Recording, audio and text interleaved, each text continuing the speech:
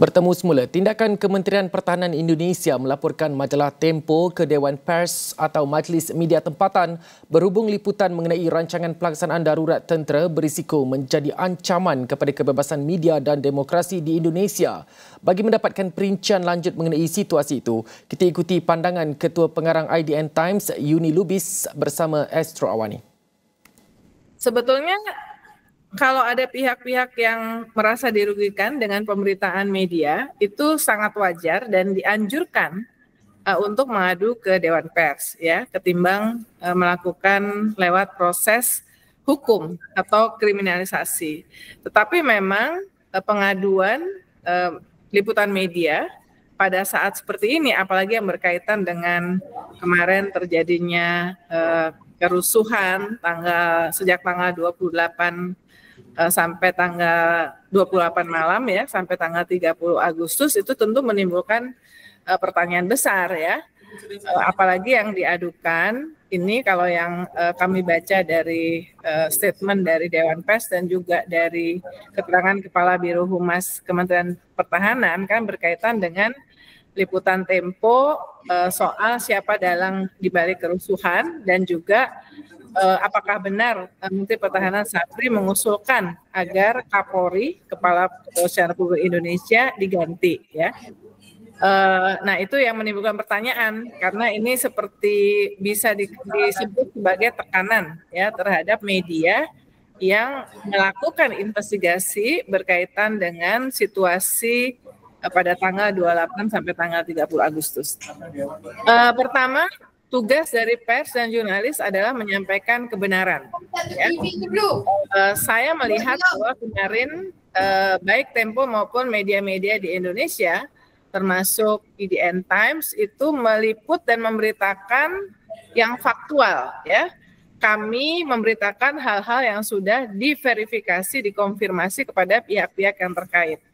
Tetapi harus diakui memang kan media ini, media online, media siber ini ada yang terverifikasi oleh Dewan Pers, banyak juga puluhan ribu yang belum terverifikasi. Juga ada namanya homeless media, yang dia tidak punya situs tetapi hanya berbasis di Instagram misalnya. Nah ini yang harus dipisahkan ya. Saya melihat bahwa media mainstream kemarin sudah melakukan tugasnya untuk hanya memberitakan hal-hal yang sudah diverifikasi. Tetapi kita juga memahami bahwa banyak juga dalam tanda petik ya informasi yang disebarluaskan. Jadi keamanan ini kan jadi debatable ya. Keamanan buat siapa ya? Kalau buat media, saya pikir keamanan buat masyarakat ya. Misalnya media mempertanyakan tapi juga konfirmasi ke Wakil Panglima TNI apakah betul ada upaya untuk melakukan darurat militer, itu adalah bagian dari media ingin menjaga keamanan dari publiknya karena kalau darurat militer itu diterapkan itu pasti dampaknya luar biasa ya, luar biasa di publik misalnya seperti itu. Jadi keamanan ini mestinya media keamanan untuk publik semuanya gitu. Mengulas mengenai kesan jangka panjang bagi demokrasi Indonesia jika media mula berasa terancam untuk mengangkat perkara sensitif seperti isu majalah Tempo ini, Uni Lubis berpandangan keberanian adalah kunci untuk menghalang sebarang salah guna kuasa berlaku. Salah satu dari parameter penting demokrasi itu adalah kemerdekaan berekspresi yang di dalamnya adalah kemerdekaan pers. Jadi tekanan-tekanan terhadap media termasuk permintaan untuk tidak memberitakan yang ini, yang itu, bahkan yang sudah diberitakan itu minta diturunkan dan itu juga dialami ya termasuk oleh IDN Times. Kami memuat video di mana ada polisi yang ketahuan mengeluarkan pistol ya, harusnya tidak boleh kan? Kemudian kami muat dan kemudian wartawan kami itu diintimidasi tapi kami tidak tunduk. Itu berbahaya ya. Jadi kalau demokrasi, kalau kemerdekaan berekspresi dan media ditekan, maka demokrasi itu akan terpengaruh, turun, pasti dampaknya kemana-mana, termasuk terhadap kepercayaan dari dunia terhadap demokrasi yang ada di Indonesia. Makanya seharusnya tidak boleh itu dilakukan. Harusnya, karena Dewan Pers itu kan bekerja berdasarkan Undang-Undang Pers nomor 40 tahun 99. Dewan Pers tidak membela ke pemerintah atau ke siapapun, juga tidak membela media yang tidak profesional. Kalimatnya di undang-undang itu, Dewan Pers melindungi kemerdekaan pers yang profesional. Jadi satu kalimat ya. Jadi pers yang profesional artinya pers yang memenuhi kode etik, memenuhi apa yang diatur oleh undang-undang ya. Dewan Pers harus bersikap independen. Saya kan pernah 2 periode jadi anggota Dewan Pers ya. Jadi dia benar-benar harus melihat berdasarkan asesmennya berdasarkan 11 pasal kode etik jurnalistik dan tidak boleh tunduk terhadap tekanan-tekanan pihak manapun ya. Jadi tekanan pihak manapun tidak boleh. Dia harus berada di tengah-tengah dan benar-benar berdasarkan asesmen yang kode etik jurnalistik itu diatur, tugas Dewan Pers diatur di Undang-Undang Pers. Sebagai Ketua Pengarang dan wartawan veteran, ini jawapan Uni Lubis ketika ditanya, adakah media di Indonesia disekat untuk melaporkan isu nasional yang dilihat mengkritik pemerintah? Ya gini, memang dalam bulan-bulan terakhir itu pihak-pihak yang mengatasnamakan orang-orang yang ada di lingkar kekuasaan mencoba untuk mengintimidasi media atau jurnalis dengan cara minta berita ini diturunkan, minta ini tidak diliput ya. Itu terjadi ya. Tetapi bergantung kepada medianya apakah mau tunduk atau tidak ya. Tapi memang tidak datang langsung dari kekuasaan, paham ya? Jadi orang-orang yang mengatasnamakan kekuasaan dan kita memang tahu bahwa orang-orang itu memang dekat dengan kekuasaan, baik itu kekuasaan eksekutif maupun kekuasaan legislatif. Dan ini memang situasi yang sedang dihadapi oleh media saat ini. Ya sekarang saja menurut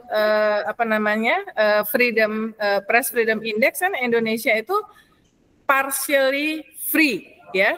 Jadi bukan bebas ya. Kita bahkan Indonesia kalah dari Timor Leste misalnya ya. Jadi ini saja kita sudah partially free, bukan free ya. Dan kalau ini terus berlangsung maka pasti indeksnya akan turun. Dan kalau indeks itu turun kemudian mempengaruhi persepsi demokrasi terhadap Indonesia, dan ini bisa berkaitan dengan apakah misalnya investor atau ekonomi melihat Indonesia sebagai tempat yang aman ya, tempat yang terjamin ya, tempat yang stabil ya, untuk melakukan investasi dan segala macam. Jadi sebetulnya yang dirugikan kalau misalnya media itu tidak independen itu pertama adalah rakyat tentu saja karena tidak mendapatkan informasi yang benar-benar bebas dan benar ya, tidak ada intimidasi. Tapi sebetulnya pemerintah dan kekuasaan itu juga dirugikan karena kepercayaan terhadap pemerintah juga pasti akan turun.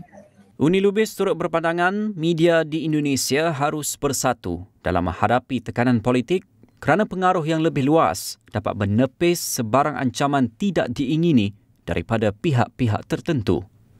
Ya, saya khawatir bahwa media di Indonesia sekarang itu fully occupied dengan problem-problem internal, termasuk problem untuk survive ya, in term of business. Media mengalami banyak PHK, sedemikian sehingga mereka sebagian bersikap pragmatis ya, tidak mau ikut-ikutan untuk misalnya membangun solidaritas terhadap media, misalnya Tempo nih kasus ya, yang mengalami semacam upaya untuk tekanan ya, karena dilaporkan, tapi dilaporkan ke Dewan Pers bagus ya. Dilaporkan ke Dewan Pers itu bagus, harusnya seperti itu, tetapi jangan sampai kemudian ini jadi semacam memancing untuk mengkriminalisasi media ya. Jadi memang saya melihat ada kekhawatiran bahwa situasi yang dihadapi oleh media di Indonesia sekarang itu membuat mereka lebih pragmatis ya. Sehingga tidak secara solid, secara terbuka itu memberikan dukungan terhadap media-media dalam konteks ini Tempo yang sedang mengalami tekanan. Pada akhir temu bual bersama Esra Awani, Uni Lubis memberikan nasihat kepada wartawan muda untuk terus cekal dan berani walaupun berdepan tekanan yang mencabar.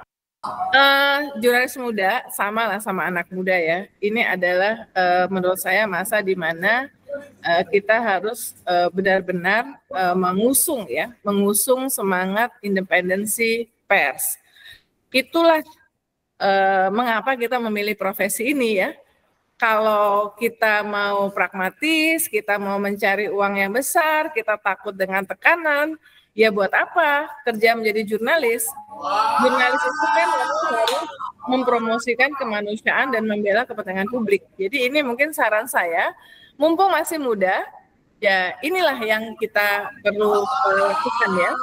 Sebagai jurnalis muda, semangat dan berani tetapi tetap berpegang pada profesionalisme, dan yang profesionalisme itu ukurannya adalah very simple, menaati kode etik jurnalisnya, karena kode etik jurnalis itu yang bikin bukan kekuasaan ya, itu adalah proses partisipatif bottom up yang dibuat oleh komunitas pers.